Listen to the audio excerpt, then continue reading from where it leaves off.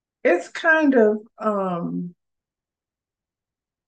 not easy to really be able to tell whether Maurice and Marcel are working together or playing each other because they do that. I don't know if Maurice paid $100 or not for his booth. I'm sure there wasn't anything that he would have had over there that would warrant him having as much space as Stormy. But again, y'all like to hate. Like, I mean, he's the credit collector guy or credit fixer guy. So yeah, I don't know why that would be an issue for him. Kimmy didn't know nothing about them paying $100, and she's pretty much telling him like some people paid and some people didn't. And the fact of the matter is, they decided at the last minute to just add this $100 fee to the thing, and nothing changed. So why do they need $100? Like they didn't add any more expenses. So why, this is why she didn't want to get involved in the first place. Kimmy already knew what it was. She was already talking about, I don't know how they be allocate money and the comeback group and so forth, so on and so forth. Those two participated because that's his brother, and she has to be on the Tisha Marcel family first train. So there's that. Um, they have this conversation about her and him not being on the same page as far as sex is concerned. I'm done talking about Maurice and Kimmy's sex life. So there's that. What else?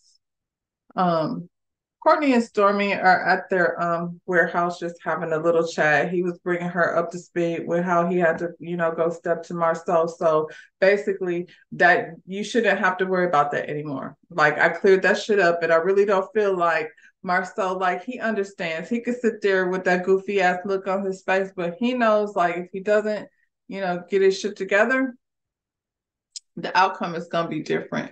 They talked about Kiki and the stuff that people are gossiping about, with the Crime Stopper situation and everything. But Stormy and Mel like both had a more compassionate point of view when it comes to Kiki. Tiffany don't like Kiki, like I said, so I'm not mad at Tiffany either. Like, girl, I don't know what you got going on. I don't know you like that. I don't want you at the baby reveal thing because I don't know if you're gonna be in my medicine cabinets or what you're gonna be up to. So I'm not doing that. She has every right to feel that way because this isn't somebody that she likes anyway. She's like, that's y'all's friend. So I get it. Stormy is a little bit different. She comes from a different place. I don't know that just she'll have Kiki over her house unsupervised, you know what I'm saying? But I think what Stormy feels is compassion for Kiki because at the end of the day, Kiki is an educated woman who was seemingly on the right track until something happened that she got an addiction to pain medication. And if y'all haven't seen it, then check out Painkillers on Netflix, and you can see how you can one day be living a perfectly normal life, and the next day be on some shit. You gotta be careful with them painkillers. I'm trying to tell you. Woo! Anyway, it's got her life like I won't say it's in a shambles because she does have support with her husband, but she's dealing with some hot ass mess shit over there. People don't just be on Crime Stoppers. That's not something that most of us are worried about because we don't be down to the Home Depot sticking things in our bag. I'm not saying she did it. I'm just saying that's not something that usually, the everyday person has to deal with. Um,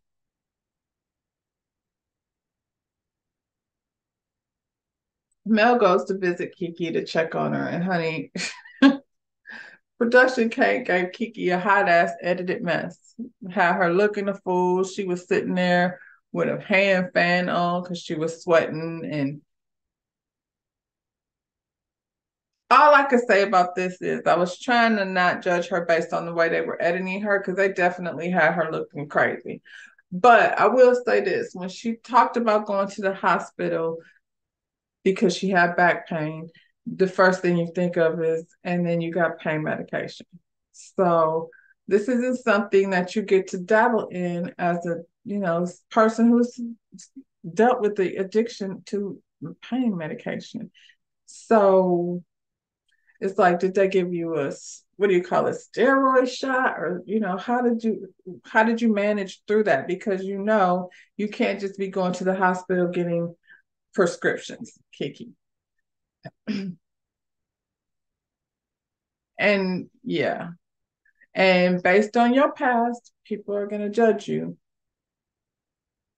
because these are like not normal things that have happened. Like now, this whole Crime Stoppers thing, yeah, Mel and Stormy are being compassionate, but they're also looking at her like, Kiki, get some help, girl, get some help. Maybe being on this public platform will put her in a place where now she's like got people looking at her, you know what I mean, to help her move through it. I don't know, you know, it's unfortunate. Kiki says she wanted to write a children's book still, but she also wants to write a book of poetry. And she's getting all these opportunities to do public speaking. And it seemed like a lot. It seemed like a lot. So all I can say is, Kiki, pull it all together. People are here worried about their brand, and it's unfortunate. That's how it got left with her and Mel. So that was the first episode of this half of the season of Love and Marriage Huntsville. Um, yeah, I guess next week we still, we're gonna pick up where Kiki and Mel left off. In the meantime, y'all like the video, subscribe to my channel, and I'll see you on the next one. Bye.